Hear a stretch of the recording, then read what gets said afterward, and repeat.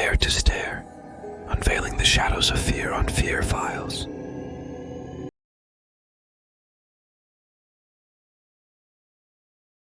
The night in Brackenmoor was a living entity, thick with an oppressive fog that curled around the village like a sinister embrace. As Eleanor Blackwood settled into her new home, the unsettling atmosphere weighed heavily on her. The flickering firelight provided scant comfort, casting long, wavering shadows that danced on the walls, mimicking the ghosts of a bygone era. Eleanor sat by the hearth, her hands wrapped around a cup of tea, seeking warmth and solace. The children's frightened faces and Mary's trembling voice lingered in her mind, stirring a deep sense of unease. She had come to Brackenmoor to escape her own ghosts, only to find herself surrounded by new ones. The house creaked and groaned with age, every sound amplified by the silence outside. She tried to focus on her book, but the words blurred together, her mind unable to escape the whispers Mary had mentioned. It was well past midnight when Eleanor finally set the book aside, conceding to the persistent restlessness gnawing at her. She stood and stretched, her muscles stiff from the journey and the lingering chill. As she moved through the small cottage, she noticed a peculiar draft coming from the back room. The door was slightly ajar, and a sliver of cold, misty air slipped through the gap. Curiosity piqued, Eleanor opened the door wider, revealing a room that seemed untouched for years. Dust motes danced in the air, caught in the moonlight filtering through a grimy window. The room held an air of abandonment, with old, forgotten furniture shrouded in dust covers. A large, ornate mirror stood against one wall, its surface cloudy and dark, reflecting the dim light in an unsettling way. As she stepped into the room, a chill ran down her spine. The temperature dropped noticeably, and she wrapped her shawl tighter around her. Her eyes were drawn to the mirror, and as she approached it, she felt an inexplicable sense of dread. The whispers began then, soft and indistinct, like the rustle of dead leaves in the wind. She froze, her heart pounding in her chest, and strained to catch the words. "Eleanor!" The voice was barely audible, yet it seemed to echo within her mind. She stepped closer to the mirror, her breath fogging the glass. The whispers grew louder, more insistent, but still she couldn't make out their meaning. She reached out, her fingers trembling, and touched the cold surface of the mirror. In an instant, the room seemed to shift around her. The fog outside thickened, pressing against the window panes, and the whispers swelled to a cacophony of indistinct voices. Eleanor stumbled back, her heart racing.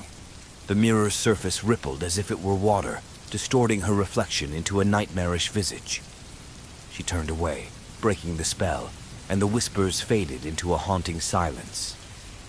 Eleanor backed out of the room, closing the door firmly behind her. She leaned against the wall, her breath coming in shallow gasps.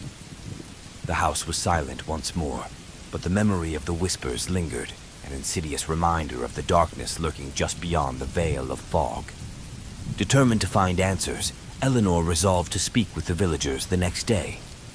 She needed to understand what she had encountered, to uncover the truth behind the whispers and the village's sinister history. She returned to the hearth, her mind racing with questions, and settled into a restless sleep, the echoes of the night's events haunting her dreams. The morning came slowly, the fog lingering like a stubborn shadow. Eleanor awoke with a sense of purpose, though the unease from the previous night clung to her. She dressed quickly, determined to start her investigation. As she stepped outside, the cold air bit at her cheeks, and the village lay eerily silent under the heavy shroud of mist. Her first stop was the schoolhouse, a modest building at the heart of Brackenmoor. The children were already gathered, their faces a mix of curiosity and apprehension as they watched her approach. Mary was among them, her eyes wide with lingering fear. "Good morning, children."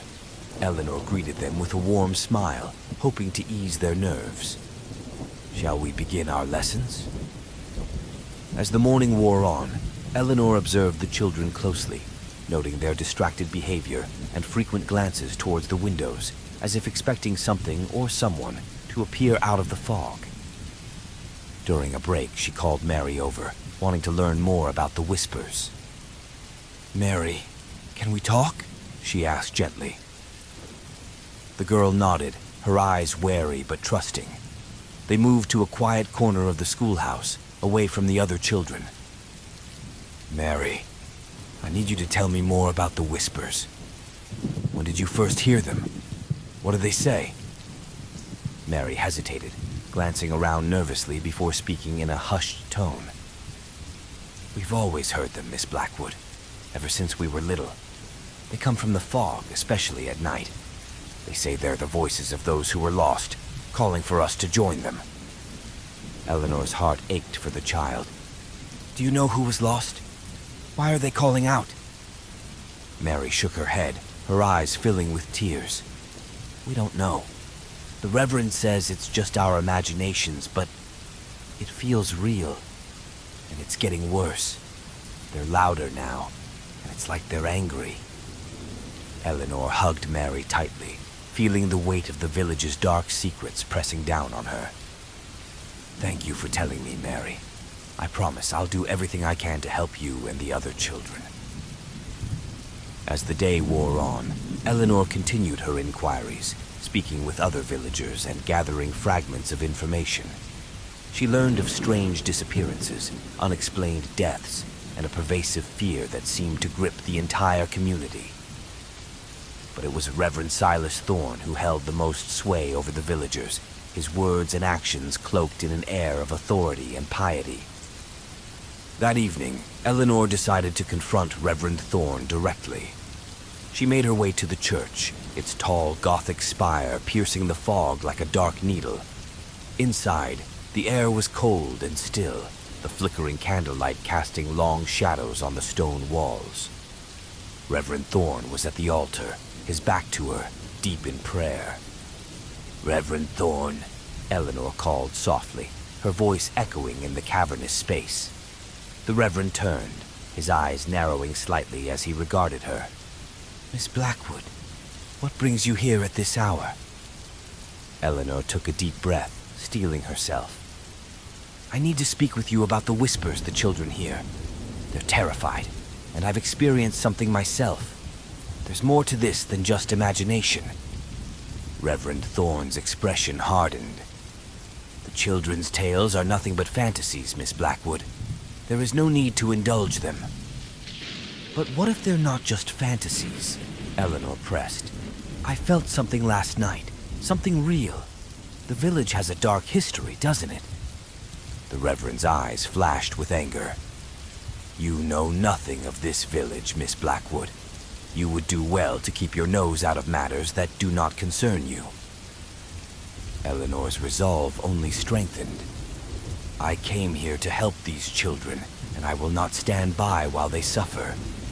If there is a darkness here, I will uncover it." Reverend Thorne's face twisted with disdain. "You are meddling in things you cannot possibly understand. Leave it be, Miss Blackwood, or you will regret it." With that, he turned away, dismissing her. Eleanor left the church, her heart pounding with fear and determination. The whispers had grown louder, more insistent, and she knew she was on the brink of uncovering something terrible. But she couldn't turn back now.